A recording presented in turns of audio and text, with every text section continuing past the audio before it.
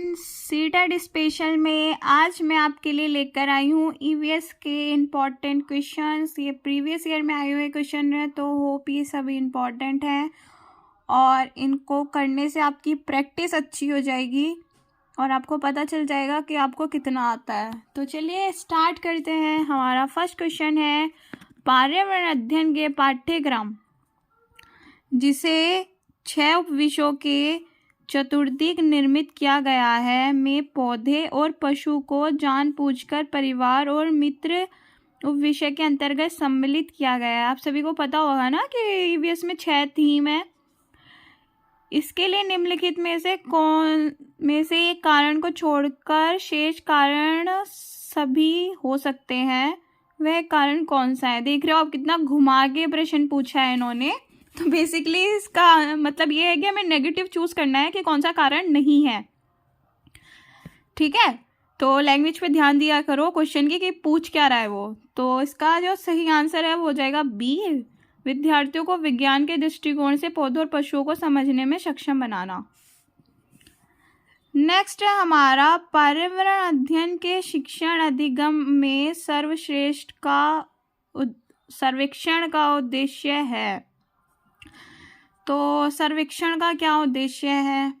Option दे रखे हैं, आपको चूज करना है और सही आंसर हो जाएगा हमारा सी। 1 2 3 4 चारों ही करेक्ट हैं। शिक्षक द्वारा प्रदर्शित एक कटोरे में पानी उबालने और उसका वाष्पीकरण हो जाने के प्रयोग को देखने के बाद 7 से 8 वर्ष के बच्चों के द्वारा दिए गए उत्तर इस प्रकार है। पानी गुम हो गया, कटोरे ने पानी सोख लिया, आग ने पानी को पी लिया, भगवान ने पानी को पी लिया। तो ये उत्तर बच्चों को उनके विचारों के बारे में क्या बताते हैं? बताइए, बच्चों की सोच गलत है? ऐसा 2 ऑप्शन कभी भूल के भी चूज ना करें आप। बच्चे अच्छा अवलोकन नहीं कर पाते, ये भी बिल्कुल गलत है। इन दोनों में से एक आंसर हो सकता है, क्या होगा? ऑप्शन बी सही है। बच्चों को वाष्पीकरण के बारे में बच्चों के वैकल्पिक विचार हैं। नेक्स्ट है आपका, शिक्षक को इन उत्तरों का सामना किस प्रकार करना चाहिए? इन उत्तरों का सामना किस प्रकार करना चाहिए शिक्षक को? सही आंसर होगा हमारा ऑप्शन ए, उनके विचारों को पुनर्पूछने के लिए एक चर्चा प्रारंभ करें। नेक्स्ट है हमारा, वाष्पीकरण विषय पर बच्चों की विविध सोच का आकलन करने के लिए निम्नलिखित में से कौन सा प्रश्न एक नमूना हो सकता है? कौन सा प्रश्न हो सकता है? एक प्रश्न ये दे रखा है, बाकी यहाँ दिए हुए हैं। तो सही आंसर क्या होगा गाइस? सही आंसर जाएगा हमारा सी। क्या होता है यदि जल चक्र होता ही नहीं? नेक्स्ट है हमारा, निम्नलिखित में से कौन सा राज्य जम्मू और कश्मीर के पड़ोसी राज्य हैं? बताइए कौन सा है जम्मू और कश्मीर का पड़ोसी राज्य है? उत्तर प्रदेश तो बहुत दूर है, ये तो गलत ही हो गया। राजस्थान भी गलत हो गया। अब इन दोनों में से चूज करना है आपको। क्या हो सकता है? ऑप्शन सी सही है। नेक्स्ट है हमारा,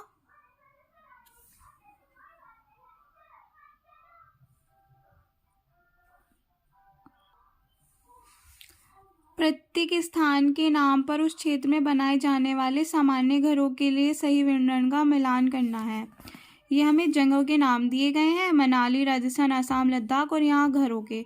तो हमें ये बताना है कि इस तरह के घर कहाँ पाए जाते हैं।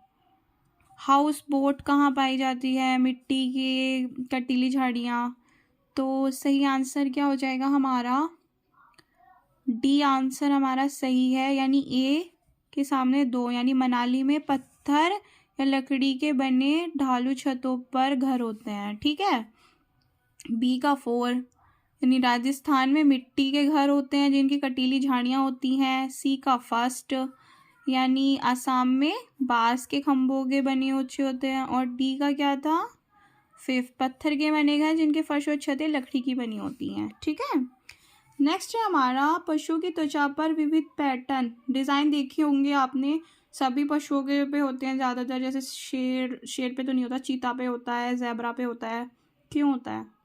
कभी सोचा है? आंसर ये रहा आपके सामने, उनकी त्वचा पर बालों के कारण होते हैं।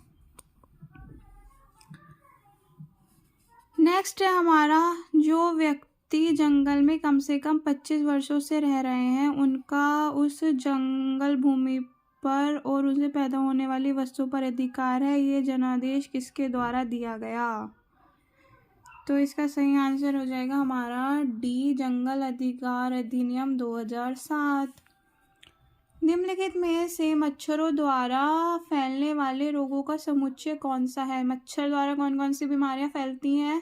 तो डेंगू होता है, मलेरिया होता है, चिकनगुनिया होता है। हैजा जो है वो मच्छर से नहीं होता, मेरी आदि बुखार मच्छर से नहीं होता, HIV एड्स मच्छर से नहीं होता। तो हमारा फर्स्ट सही है। घटपर्णी पौधा नेपथनीज के बारे में सुना है आपने? क्या सही है इसके बारे में बताइए।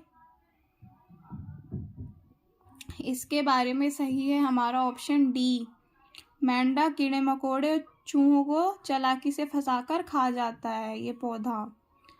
नेक्स्ट है, नीचे दिए गए खाद्य पदार्थों में से किस समुच्चय में लोहे तत्व प्रचुर मात्रा में होते हैं? किस में होता है? पालक में होता है। हमने पालक में तो सुना ही है। अब पालक वाला ऑप्शन देख लो। आलू में लोहा होता है? नहीं। तो आंवला पालक, गुड, ऑप्शन बी सही है। नेक्स्ट है हमारा, हमारे देश के लगभग सभी भागों में मिर्च का उपयोग भोजन पकाने के लिए किया जाता है। हमारे देश में मिर्च कहाँ से आई थी? आपको पता है मिर्च हम सब कितना खाते हैं ना, पर मिर्च हमारे देश में आई है बाहर से। तो कहाँ से आई है मिर्च? जानने वाली बात है ना, दक्षिण अमेरिका से। निम्नलिखित में से कौन सा पक्षी कैक्टस पौधे के कांटों के बीच में घोंसला बनाता है? देख रहे हो इस पक्षी का, कांटों के बीच में पौधा बना रहा है। ये तो याद रखने वाली बात है भाई, कौन इतना महान पक्षी है? इसका आंसर हो जाएगा ये फाख्ता। नेक्स्ट हमारा, किसी पशु के विषय में नीचे दिए गए विवरण को पढ़िए और उस पशु को पहचानिए। ये भालू जैसा दिखता है परंतु भालू नहीं है। ये दिन में लगभग 17 घंटे वृक्षों की शाखाओं पर उल्टा लटक कर सोता है। ये जिस वृक्ष पर रहता है उसी की पत्ती खाता है। ये लगभग 40 वर्षों तक जीता है। बड़ा आलसी जानवर है, सोचो कौन है? स्लोथ है ये। ऑप्शन ए सही है। थैंक यू गाइस, उम्मीद करती हूँ वीडियो पसंद आई होगी। तो प्लीज़ मेरे चैनल को सब्सक्राइब कीजिए, ज़्यादा से ज़्यादा वीडियो शेयर कीजिए, लाइक कीजिए, कमेंट कीजिए। मिलता है नेक्स्ट वीडियो में। Thank you.